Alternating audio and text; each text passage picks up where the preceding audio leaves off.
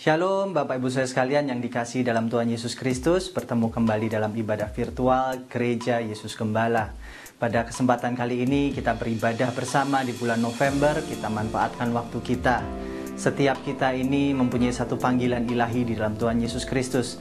Dan di bulan November ini kita punya satu tema yang baru, yaitu dipanggil untuk membangun. Diambil dari Efesus pasal 2 ayat 21, dikatakan di dalam Dia tumbuh seluruh bangunan, rapi tersusun menjadi bait Allah yang kudus di dalam Tuhan. Kita ini dipanggil oleh Tuhan untuk kita ini membangun kehidupan kita. Baik itu kehidupan rohani kita, kehidupan jasmani kita, kehidupan pekerjaan kita, kehidupan pelayanan kita, kehidupan kita bermasyarakat. Kita harus membangun kehidupan kita sesuai dengan firman Tuhan, sehingga kita menjadi bait Allah yang kudus, yang menyembah Tuhan. Bapak Ibu Saudara, di bulan-bulan ini kita akan belajar bagaimana membangun kehidupan kita yang berkenan di hadapan Tuhan.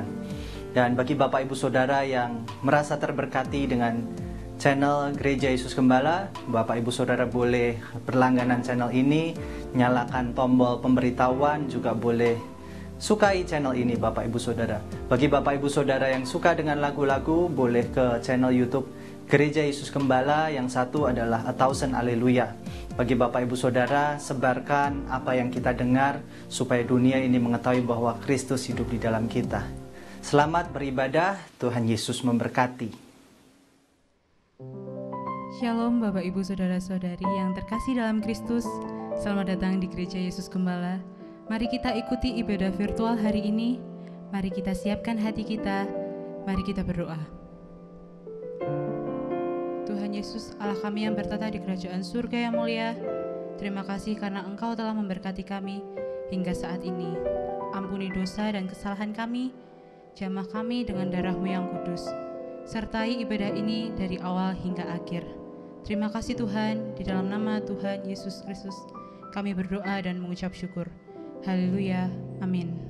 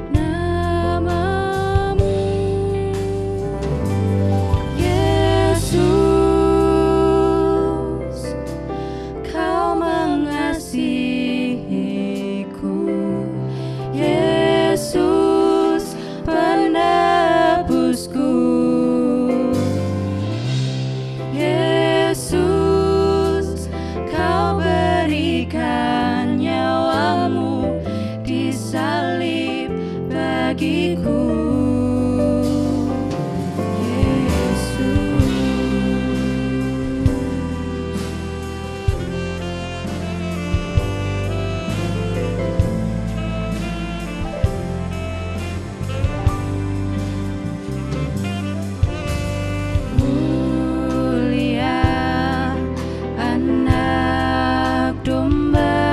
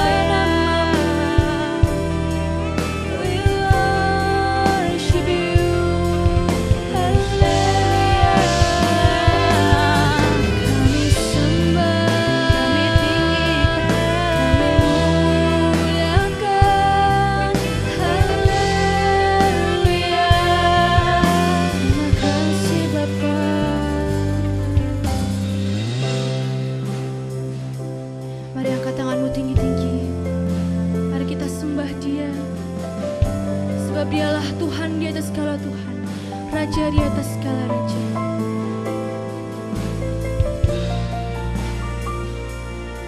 Mari kita pujikan pujian ini bersama.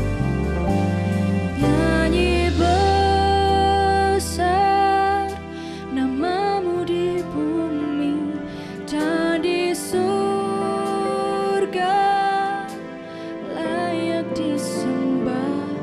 Hosana, mulia tahtamu. Haleluya, haleluya. Nyanyi besar namamu di bumi dan di surga, layak disembah. Hosana,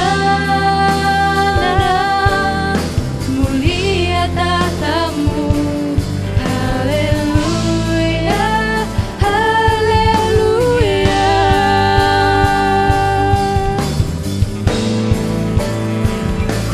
Nyanyi besar namamu di bumi dan di surga, layak disembah. Hosana, mulia tahtamu.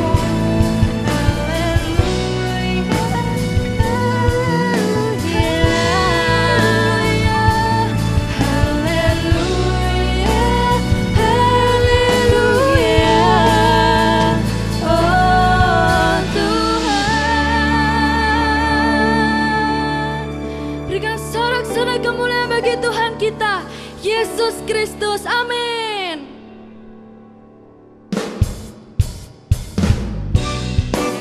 Haleluya.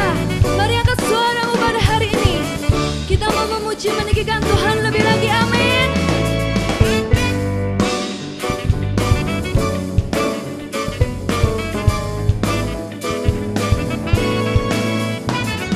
Meski ditabur dalam hina, Engkau bangkit mulia. Kutuk dosa telah dipatahkan, belenggu hidupku dihancurkan. Hai maut, mana sengatmu, tak kuasa di hidupku. Kebangkitanmu tanda harapanku, satu-satunya kemenangan hanya dalam-Mu.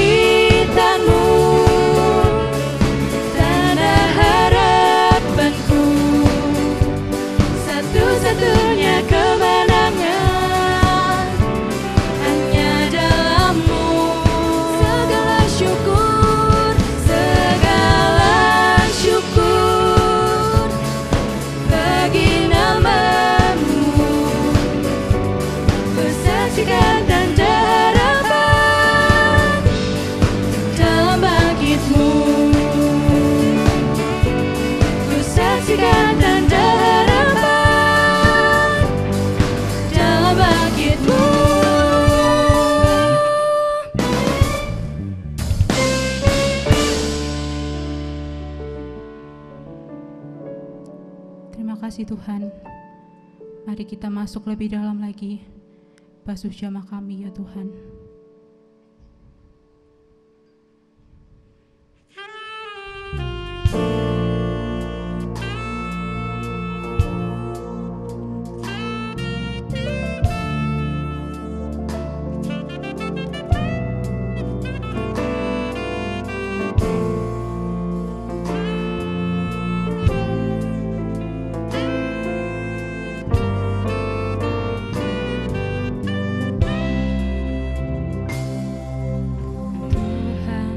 Izinkan ku menghadap, masuk indah hadir-Mu. Ku rindu nyanyikan mazmur bagi-Mu, dan ku nanti kasih-Mu melawatku. Tuhan, izinkan ku menghadap, masuk indah hadir-Mu.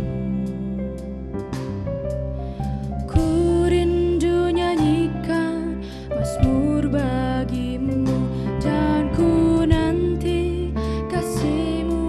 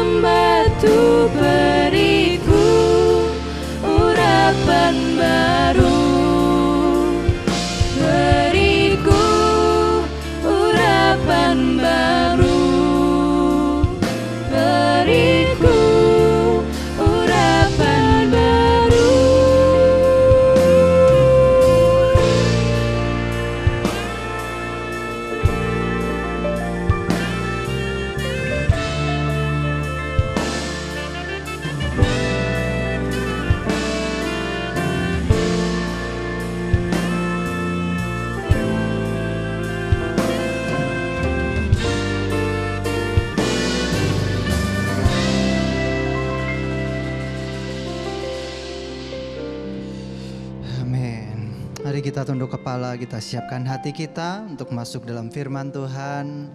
Kita ucap syukur pada Tuhan. Bapak, terima kasih untuk kesempatan pada kali ini. Dimanapun kami berada, kami percaya Engkau yang mengurapi kami, Engkau yang menolong kami. Terima kasih Tuhan, sebentar kami akan mendengarkan firman-Mu. Biarlah Kau urapi hamba-Mu yang terbatas ini dalam kelemahannya. Pakai setiap perkataan hamba-Mu. Berkati lidah, bibir, mulut, hati hamba-Mu. Terima kasih Tuhan, kami siap sambut firman-Mu. Dalam nama Tuhan Yesus Kristus. Haleluya. Amin. Shalom Bapak Ibu Saudara sekalian. Puji Tuhan, bertemu kembali. Tidak terasa sudah mulai masuk di bulan November, minggu pertama.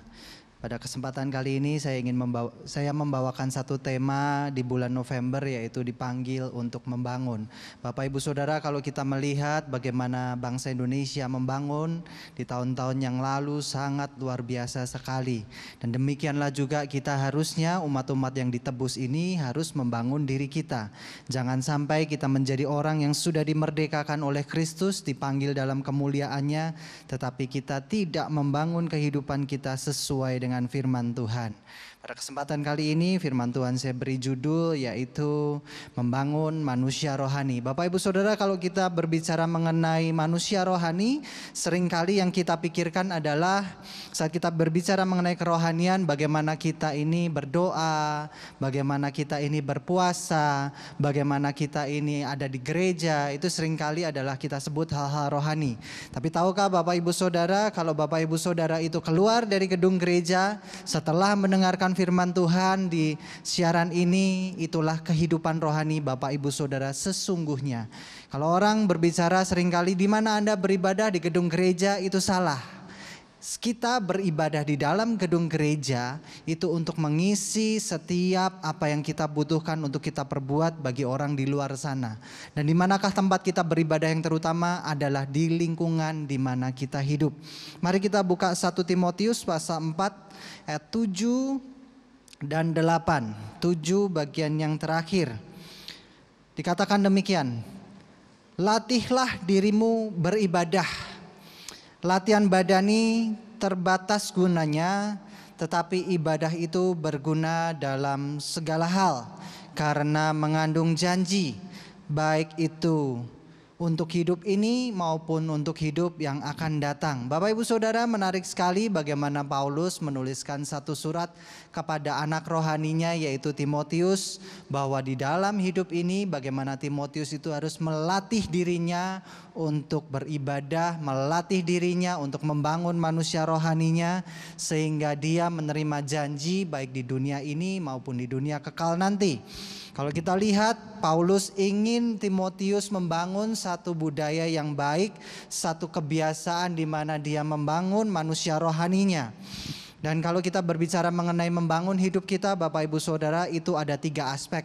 Yang pertama adalah aspek badani, yang kedua adalah aspek jiwani, yang ketiga adalah aspek rohani. Dan saat kita berbicara mengenai manusia rohani, adalah manusia yang tidak nampak dari mata. Kalau kita pikir, Bapak Ibu tolong Bapak Ibu jelaskan apa itu rohani. Maka yang kita pikirkan adalah saya menjelaskan bagaimana saya berdoa, saya menjelaskan bagaimana saya berpuasa, saya menjelaskan bagaimana saya membaca Alkitab. Itu yang dilakukan untuk membangun manusia rohani. Tapi kalau kita berbicara mengenai manusia rohani, adalah satu bagian dalam diri kita, yang dimana itu adalah bagian yang hanya bisa dibangkitkan oleh Roh Kudus. Bapak Ibu Saudara, kita ini mengenal Yesus bukan karena otak kita, bukan karena keputusan kita, melainkan karena kasih karunia Tuhan yang memanggil kita, sehingga kita diangkat dari jurang maut kepada terangnya yang ajaib dan kepada kehidupan kekal. Manusia rohani itu bagaimana Bapak Ibu Saudara contohnya? Contohnya paling gampang begini. Manusia rohani adalah manusia yang berdampak di sekelilingnya. Sebagai contoh, kita pasti kenal seorang yang ada dalam pemerintahan 3 raja yang berbeda.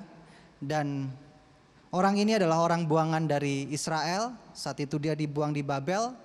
Dan kemudian orang ini adalah orang yang suka berdoa. Satu kali raja memberikan perintah Kalau ada orang yang menyembah selain dari patung yang aku dirikan, maka dia akan dihukum. Dan kemudian tokoh ini adalah tokoh yang meskipun dilarang oleh pemerintahan pada saat itu, dia tetap berdoa 3 kali seperti biasanya, dan saat itu dia mendapatkan hukuman. Bapak Ibu Saudara, kalau kita melihat bagaimana kerohanian tokoh ini adalah yang bernama Daniel ini, kita patut acungin jempol. Bagaimana dia membangun manusia rohaninya, kebiasaan rohaninya, itu berdampaknya pada apa? Pada kehidupan di mana dia secara badani dan jiwani dilihat. Pada waktu orang-orang membutuhkan nasihat dia bisa memberikan nasihat yang baik, nasihat yang indah. Ini yang namanya manusia rohani, Bapak Ibu Saudara. Manusia rohani itu bukan diukur dari berapa jam Bapak Ibu berdoa, berapa persembahan Bapak Ibu Saudara sekalian, bagaimana Bapak Ibu Saudara menghabiskan waktunya. Tidak itu saja. Tetapi manusia rohani yang sesungguhnya adalah saat Bapak Ibu Saudara diperhadapkan dengan keadaan dan bagaimana Bapak Ibu Saudara itu bisa membantu orang-orang sekitarnya. Kita lihat bagaimana anak Allah Putra saat dia ada di muka bumi ini dan dia mengambil rupa seorang manusia. Kita lihat dari Yesus sendiri sebagai seorang yang ada di muka bumi ini. Kalau kita lihat bagaimana Yesus setiap pagi itu mengajarkan muridnya berdoa, menyendiri, bahkan sebelum dia digantung di kayu salib, dia disalibkan. Dia mengajak muridnya berdoa. Dan pada waktu itu Yesus mengajarkan manusia rohani itu salah satunya dibangun adalah dengan cara berdoa. Supaya apa? Saat dia menghadapi sebuah tantangan dalam kehidupan, manusia rohani itu memunculkan tindakan yang benar.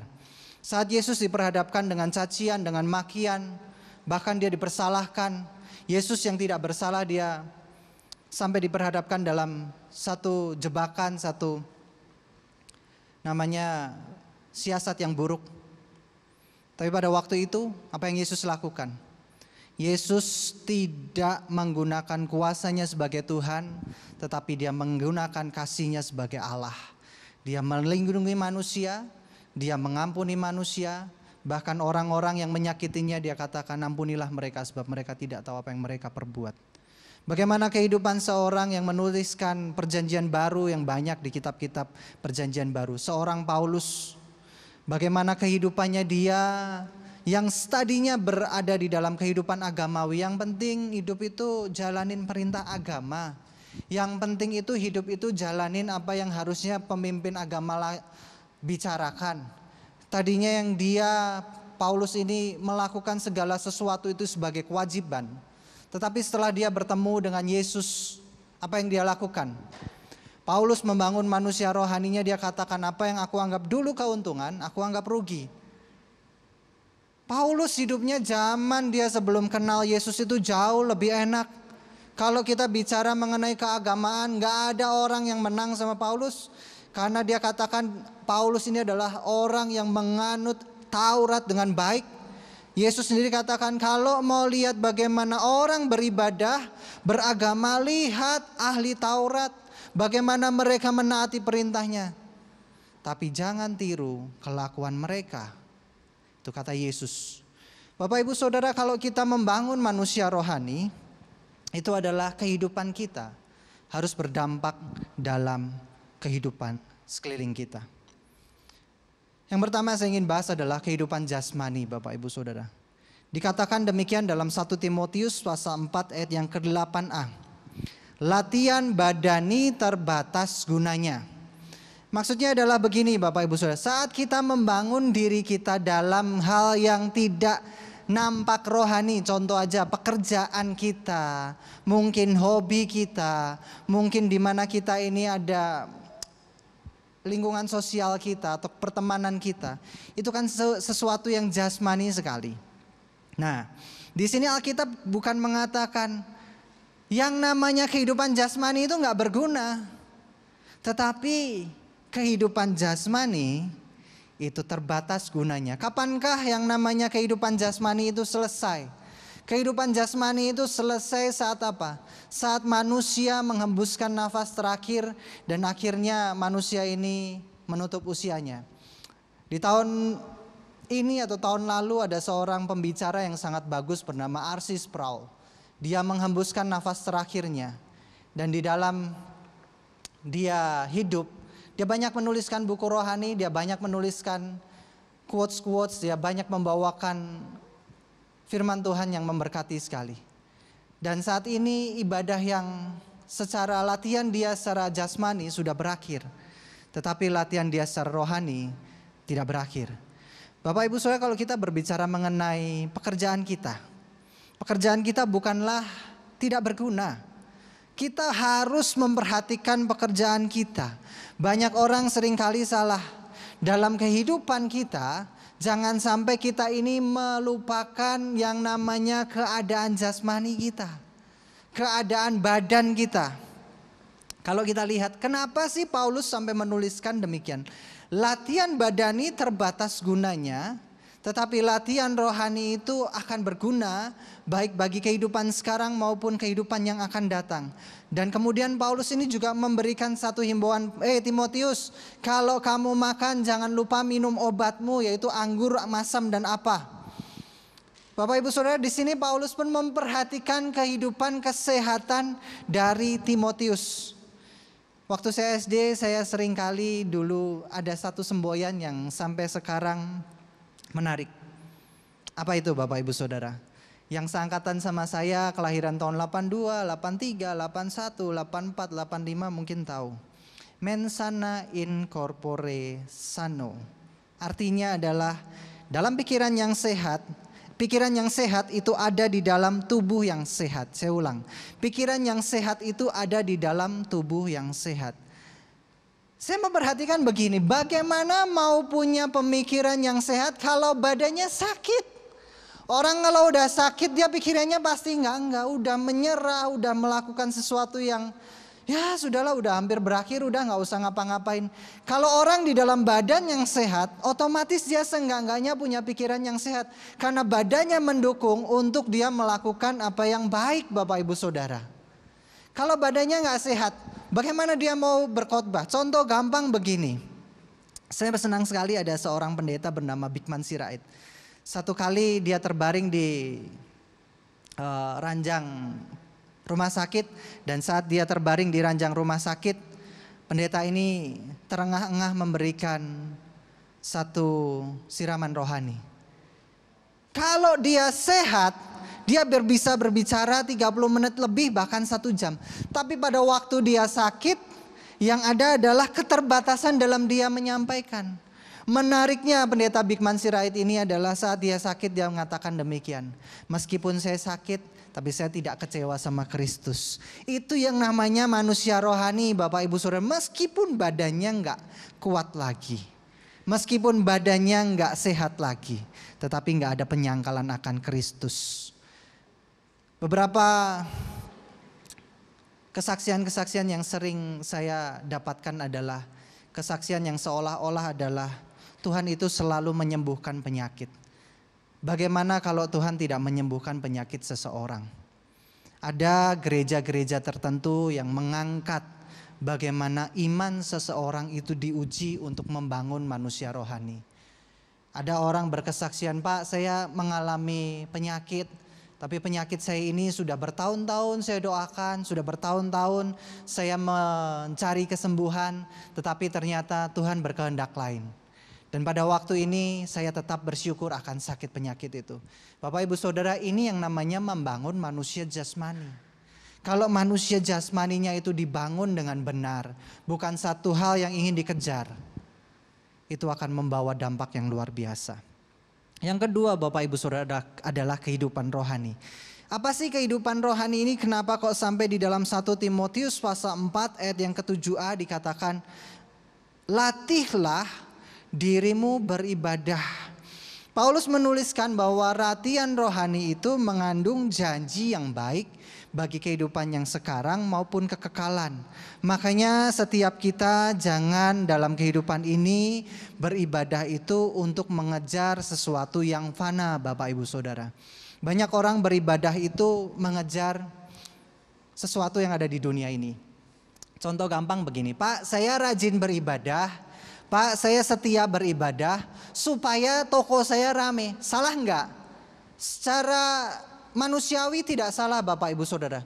Tetapi kalau yang dituju setiap kali dia ibadah adalah tokonya yang rame, usahanya yang diberkati, makanya latihannya beribadah itu hanya untuk menyenangkan kedagingannya. Beda sekali dengan apa yang Yesus ajarkan. Tadi saya sudah sampaikan bagaimana sebelum Yesus itu disalibkan, dia mengajak murid-muridnya berdoa. Markus pasal 14 ayat 38 dikatakan demikian. Berjaga-jagalah dan berdoalah supaya kamu jangan jatuh dalam pencobaan. Roh memang penurut tetapi daging lemah. Bapak Ibu Saudara, ini adalah kisah di mana saat Petrus, Yohanes dan Yakobus itu berdoa bersama dengan Yesus. 3 murid ini berdoa bersama Yesus di satu tempat. Pada waktu itu murid-murid harus meninggalkan Yesus, mungkin jauhnya kira-kira 100 sampai 200 meter. Dan sesudah 1 jam Yesus berdoa, Yesus mendatangi murid-muridnya, padahal Yesus sudah memerintahkan para murid ini yang bertiga ini untuk berdoa. Tetapi saat Yesus mendatangi mereka, Yesus mendapatkan mereka tertidur. Kemudian Markus pasal 14 ayat 38 ini muncul dari perkataan Yesus, "Hei, bangun, berjaga-jagalah dan berdoalah supaya kamu jangan jatuh dalam pencobaan." Kalau dalam kehidupan kita nggak memelihara jam doa kita, jam baca Alkitab kita, bagaimana kita mau membangun kehidupan rohani kita Bapak Ibu Saudara? Pelayanan nggak menjamin bagaimana kehidupan rohani kita. Kalau kita lihat dari hari ke hari, Bapak Ibu Saudara, kalau lihat bagaimana cerita pelayan Tuhan yang jatuh, banyak banget. Kenapa? Kemungkinan pertama adalah tidak berjaga-jaga di dalam doa dan di dalam membangun hubungan bersama Tuhan. Karena dikatakan demikian, roh penurut, daging lemah. Bahkan Paulus menuliskan hal yang menarik lagi.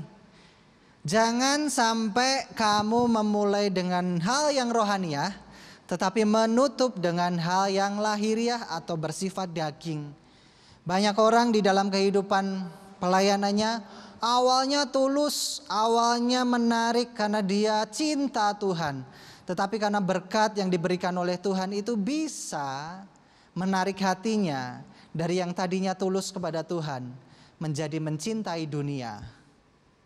Maka yang namanya kehidupan rohani itu bisa hilang begitu saja. Jangan sampai kita menjadi orang yang menyangkali Tuhan. Puji Tuhan kalau kita masih mendengarkan firman Tuhan ini dan Bapak Ibu Saudara itu merasa tertegur. Karena demikian, pada waktu Petrus ditanyain setelah dia tertidur dalam perintah doanya. Tadinya kan Petrus, Yakobus dan Yohanesnya disuruh berdoa. Tapi ternyata mereka tidur. Dan saat Petrus itu ingin memberikan support pada Yesus, saat Yesus itu ditangkap, Petrus ini dari beberapa jarak itu melihat Yesus bagaimana prosesnya. Kemudian Petrus ini tanya, apakah kamu mengenal dia? Tidak, aku gak kenal dia. Dia pergi lagi ke kerumunan yang lain, tanya lagi, apakah kamu kenal dia? Tidak, aku gak kenal dia. Yang terakhir ditanya oleh orang yang tidak punya jabatan, gak punya apa. Apakah kamu kenal dia? Aku bersumpah aku gak kenal dia. Firman Tuhan katakan kalau orang itu tidak mengakui Allah atau mengakui Yesus di hadapan manusia, dia gak akan diakui di hadapan Bapa di surga. Kita lihat bagaimana Petrus ini menyangkal Yesus. Itu sebuah dosa yang besar. Tapi bagaimana kehidupan Petrus ini menariknya adalah demikian. Setelah Petrus menyangkal Yesus, dia kembali sebagai nelayan karena dia butuh makan, karena dia harus bekerja. Dan pada waktu itu dia bertemu dengan Yesus kembali setelah Yesus bangkit. Yang terjadi adalah Petrus dipanggil lagi dan Petrus bertobat di situ. Kita ini setiap hari, setiap waktu, setiap saat seringkali ada himbauan-himbauan, ada teguran-teguran yang harusnya membawa kita pada pertobatan demi pertobatan. Gak ada manusia yang sekali bertobat itu gak melakukan dosa, itu gak ada. Bahkan Paulus katakan, aku manusia celaka, aku terkurung dalam tubuh dosa ini. Itu seorang Paulus, seorang yang dimana dikatakan dalam Alkitab, dalam perjanjian baru, entah ini suaraku atau suara Tuhan. Sampai Paulus sendiri gak bisa bedakan suara Tuhan dan suara dirinya. Karena dia sudah menyatu dalam Roh Kudus. Kalau kita diberi kesempatan bertobat, itu artinya kita masih disayang Tuhan. Yang namanya kehidupan rohani dan jasmani ini harus seimbang Bapak Ibu Saudara. Dan bagaimana menyeimbangkan? Saya tutup dengan 1 Timotius 4 ayat yang ke-8 demikian. Latihan badani terbatas gunanya, tapi ibadah itu berguna dalam segala hal. Dikatakan ibadah itu berguna di dalam segala hal. Karena mengandung janji baik untuk hidup ini maupun hidup yang akan datang. Bapak Ibu Saudara yang beribadah, yang berdoa, yang percaya Yesus, ingatlah bahwa ada 2 janji bagi kita. Yaitu janji bagi masa sekarang, masa di mana kita menginjakkan kaki di bumi ini. Dan masa di mana kita nanti akan dipanggil untuk hidup bersama dengan Tuhan. Dan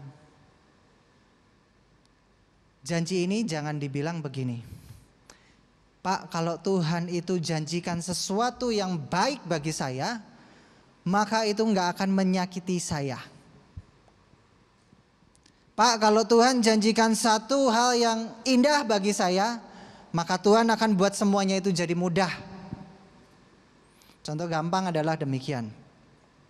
Banyak hamba Tuhan gak jaga mulutnya, matinya jantung. Pantes buat saya. Karena pada waktu diingatkan, Pak, ini makanan, Bapak sudah berumur, jaga makanan ya. Ini kolesterolnya banyak, ini lemaknya banyak, ini gorengan Bapak jaga supaya makannya jangan sampai berlebihan nanti penyakit timbul. Doanya si hamba Tuhan ini begini sebelum berdoa. Ya Bapa, dalam nama Tuhan Yesus Kristus, aku percaya bahwa namamu sanggup menghilangkan kolesterol, menghilangkan trigliserid, menghilangkan segala sakit penyakit. Dalam nama Tuhan Yesus Kristus, makanan ini jadi makanan yang lesat tanpa penyakit. Ya gak bisa gitu juga kali Bapak Ibu Saudara. Ada hukum secara natural dan secara supranatural. Kalau orang gak jaga makannya, ya otomatis dia matinya bisa mati jantung. Lawang yang olahraganya baik aja bisa mati jantung. Satu kali saya lihat cuplikan atlet olahraga umur 30 di liga profesional sepak bola. Tahu-tahu tak gelebak. Olahragawan loh. Jaga makan loh. Jaga semuanya bisa jantung, apalagi yang gak jaga makan. Disinilah kita diuji. Menyeimbangkan kehidupan jasmani dan rohani. Jangan kita pikir janji rohani itu bisa kita pakai seenak-enak kita untuk kebutuhan kita. Kalau udah kita bicara aku klaim janjimu, enak aja. Contoh gampang begini lagi. Persekutuan doa di dalam perusahaan baik sekali. Tapi motivasi mengadakan dan mengikuti persekutuan doa itu penting. Satu kali ada persekutuan doa di sebuah perusahaan. Perusahaan ini punya karyawan banyak. Kemudian dari karyawannya ini banyak yang Kristen, banyak yang Katolik. Kemudian diadakanlah persekutuan doa setiap hari tertentu 1 jam. Nah, secara rohani baik gak persekutuan doa? Baik sekali. Tapi motivasi mengikuti persekutuan itu menguji siapa kita. Ada orang yang mengikuti persekutuan rohani di perusahaan, dia punya pikiran gini, daripada ikutin pekerjaan jenuh, capek, tambahan jam istirahat lah, duduk gak ngapa-ngapain, bengong, nyanyi, tepuk tangan, dengerin firman Tuhan, setelah 1 jam kerja lagi. Kalau motivasinya ikut persekutuan rohani dalam perusahaan seperti itu, maka jangan-jangan kita hanya ingin lepas dari pekerjaan kita, tambahan jam istirahat aja. Yang namanya kehidupan rohani itu ujiannya motivasi. Motivasi itu yang tahu hanya kita dengan Tuhan. Kalau saya tanya Bapak Ibu Saudara, apa motivasi Bapak Ibu Saudara beribadah Itu yang tahu hanya Bapak Ibu Saudara dan Tuhan. Apa motivasi Bapak Ibu Saudara bekerja? Itu yang tahu Bapak Ibu Saudara dan Tuhan. Kalau kita contoh gampang begini. Orang kerja. Dia kerjanya mati-matian. Tapi banyak membantu orang karena dia ingin nama Yesus Kristus itu hidup untuk membantu orang. Contoh gampang Ibu Teresa, Mother Teresa. Siapa yang gak kenal dia? Orang gak kenal dia karena jam doanya. Orang gak kenal dia karena jam puasanya. India kenal dia karena apa? Karena dia datang dari satu negara yang kaya ke negara yang miskin. Tujuannya cuma satu, mengobati orang sakit. Rohani gak? Sangat rohani. Kalau kita pelayanan, gampangannya, motivasi kita apa? Yang tahu cuma kita dengan Tuhan. Titik. Hamba Tuhan gak ada yang tahu. Orang lain gak ada yang tahu. Kadangkala suami atau istri gak tahu ini motivasi pelayanannya apa sih. Ada orang yang rajin pelayanan, ternyata di situ apa? Cari jodoh misalnya. Ya masih mending sih daripada cari jodoh di diskotik. Oke buat saya. Yang namanya kehidupan rohani Bapak Ibu Saudara, kita lihatnya dari mana? Motivasi. Kalau kita dalam gereja, dalam ibadah, jangan sampai kita ini melupakan motivasi kita. Membangun manusia rohani itu membangun hubungan dengan Tuhan, membangun motivasi yang benar. Latihlah diri kita beribadah. Ada beberapa pertanyaan yang sampai sekarang menarik untuk kita pikirkan. Setelah pandemi ini selesai, mungkin vaksin lah, mungkin apa. Masih ada orang pengen ke gereja? Tanda tanya besar. Orang sudah nyaman beribadah di rumah. Bioskop dibuka, masih rame, tanda tanya besar. Orang sudah nyaman nonton di handphonenya. Demikian juga ibadah kita, jangan sampai ibadah itu cuma kumpul secara fisik, hahaha sama teman, socializing atau bercerita satu dengan yang lain. Tetapi ibadah kita, motivasi kita, relasi kita dengan Tuhan, itu lebih penting daripada sekedar kita secara fisik berkumpul di gereja. Perkumpulan secara fisik itu penting, tetapi motivasi dan relasi kita di hadapan Tuhan itu jauh lebih penting. Sebagai kesimpulan Bapak Ibu Saudara, menyeimbangkan kehidupan rohani dan jasmani itu penting dalam kehidupan kita. Jangan sampai kehidupan rohani kita ini dan kehidupan jasmani ini terpisah. Karena orang yang rohani pasti akan memberkati banyak orang. Kalau orang yang sok rohani, rohaninya pura-pura, maka cepat atau lambat dia akan ketahuan siapakah dia. Mari kita tunduk kepala, kita siapkan hati kita. Bapa, dalam nama Tuhan Yesus Kristus, ucap syukur untuk kesempatan kali ini. Biarlah setiap kami boleh membangun manusia rohani kami. Dengan kami membangun jam doa kami, hari puasa kami, jam baca Alkitab kami, di mana kami merenungkan firman-Mu siang dan malam. Kami percaya bahwa ibadah kami gak akan pernah sia-sia. Karena dalam ibadah ada janji yang akan kami terima, baik dalam kehidupan ini maupun kehidupan di kemudian hari.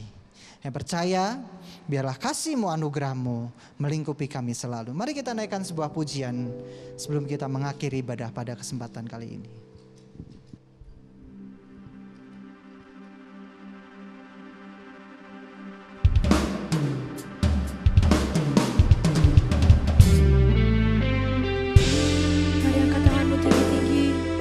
Terima berkat surga yang sudah disediakan bagi kita.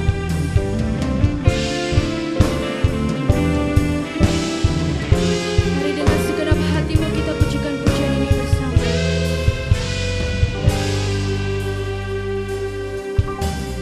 Tuhan berjanji akan memberkati. Dia turunkan hujan pada masanya. Tuhan berjanji akan melimpahi. Dia pastikan tanah memberi hasilnya. Kita akan kenyang oleh kebaikan Tuhan. Diam di negeri aman tenteram dalam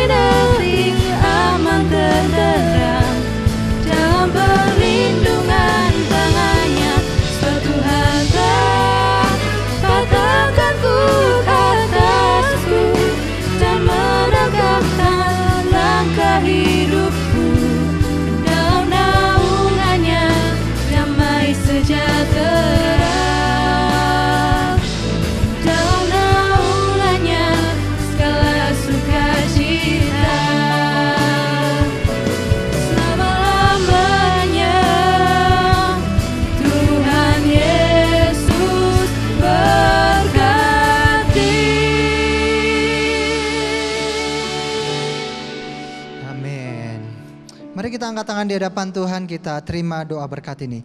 Murid Yesus Gembala, terimalah berkat jasmani, jiwani, dan rohani dalam keluargamu, pekerjaanmu, studimu, pelayananmu, dan komunitasmu. Diberkatilah engkau dengan kehidupan kekal. Diberkatilah engkau dengan hikmat ilahi. Diberkatilah engkau dengan kekuatan dan pengharapan kekal.